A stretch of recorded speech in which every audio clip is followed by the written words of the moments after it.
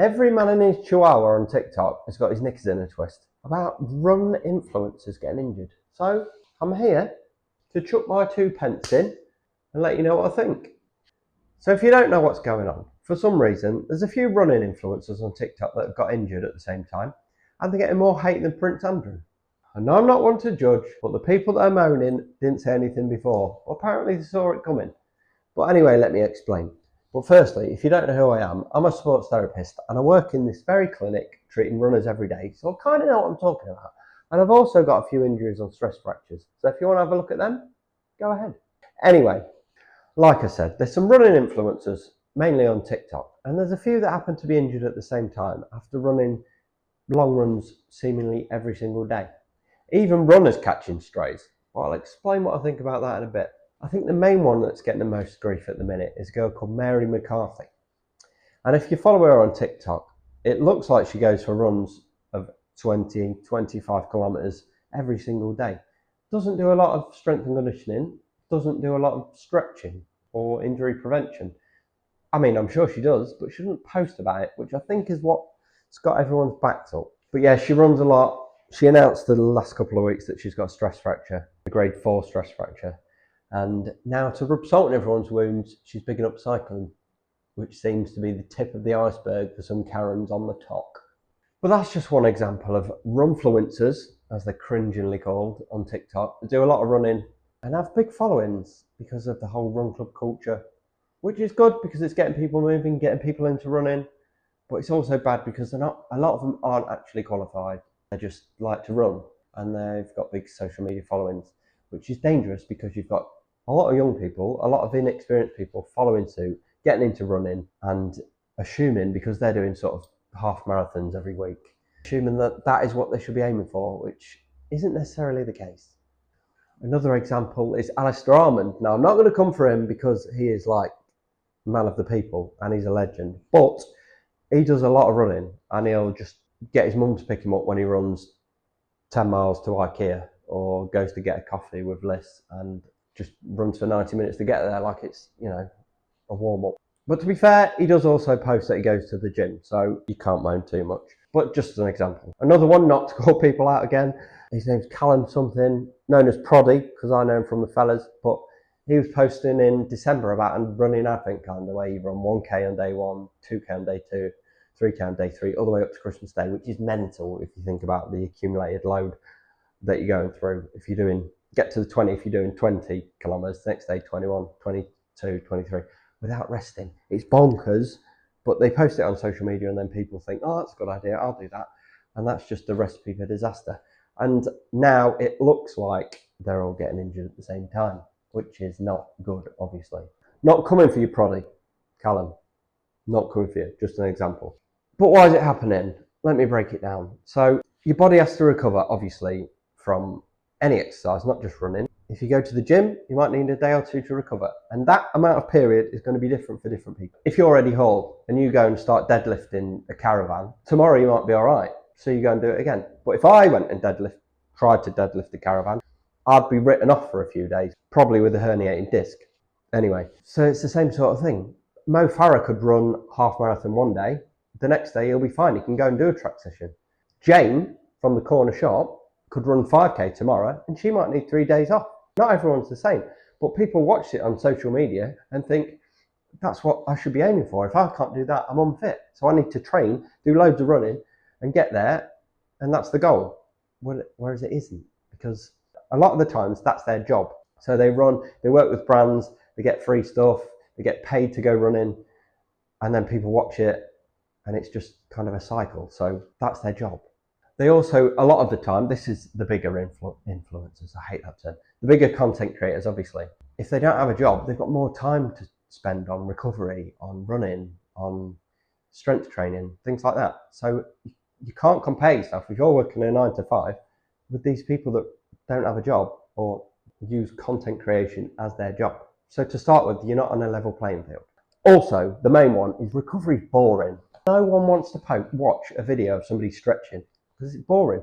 But if you're running down the Thames, or you're doing a track session, or you're running to Leeds when you live in Bradford, then that is maybe, arguably, a little bit more interesting. Nobody wants to see Alistair Almond sit on the floor and do some hip stretches. They want to see him run to the coffee shop with Liz and have a laugh. So if people watch the content of them running, they're going to do more of that because it gets more views and ultimately makes them more money. So just because you're not seeing it doesn't mean they're not doing it. Or, which also might be the case, they do more running because that's what pays the bills, and eventually that's going to cause an injury. Which leads me on to the next one, overtraining. As I said earlier, you need to rest between each session of exercise, no matter what that is. You could be a swimmer, a cyclist, a runner, a weightlifter, a footballer. Premier League footballers don't train every day. They don't even train for a full day. They might train for 2 hours a day, and they'll do some gym work, they'll do some pitch work, they'll do some swimming, they'll do some prehab. It's not all the same thing. So if Virgil van Dijk can't play football for 90 minutes every day, I don't know why you think you can do a half marathon every day, because it's not going to happen. Again, leading on nicely from that, I'm getting good at this, is periodisation. To compare it to football, they have an off-season, pre-season, then they'll have a few games and then maybe have a winter break, depending on where you play. If you play in local football, you probably have the Christmas period off and then you'll start again in January. They're not just constantly playing 90 minutes 3 times a week for the whole year.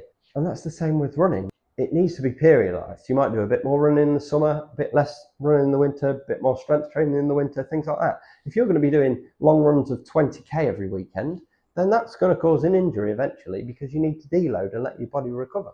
And the things that stop you getting injured are boring strength and conditioning work, like doing squats, doing lunges, doing single leg stuff, doing plyometrics, but doing the same things over and over again every week, 2 or 3 times a week, so that your body is strong enough to cope with the demands of running.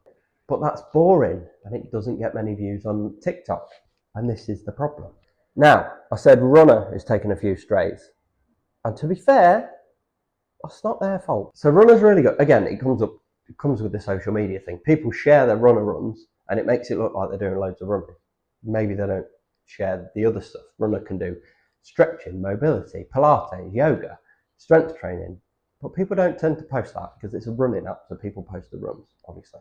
So there's been a few comments in the videos talking about this Runfluencer injury gate, and they're all slagging Runna off because it sees people doing high mileage, which might not necessarily be good for them. But that's the nature of an automated training plan. Runna's an app that costs about £15 a month, and it kind of works out your program for you based on whatever you put in. Anyway, it's £15 a month. If you want a really specific training program that's tailored for you, you're going to be spending £30 a session on a coach. You can't expect to get the same personalised training or training advice from an app. It's just not going to happen. You also need to take some personal responsibility. If you're putting in that you want to run 6 days a week and you're an advanced runner and you're training for a marathon that's in a month's time, then you're an idiot.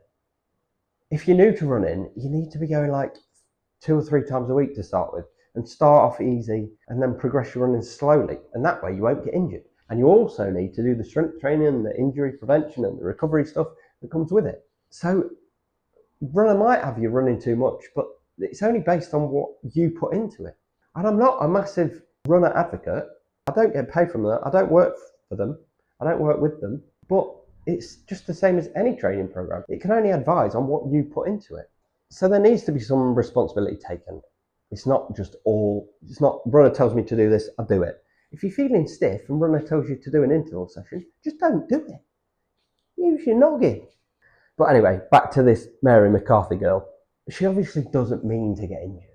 She didn't go out to get a stress fracture, did she?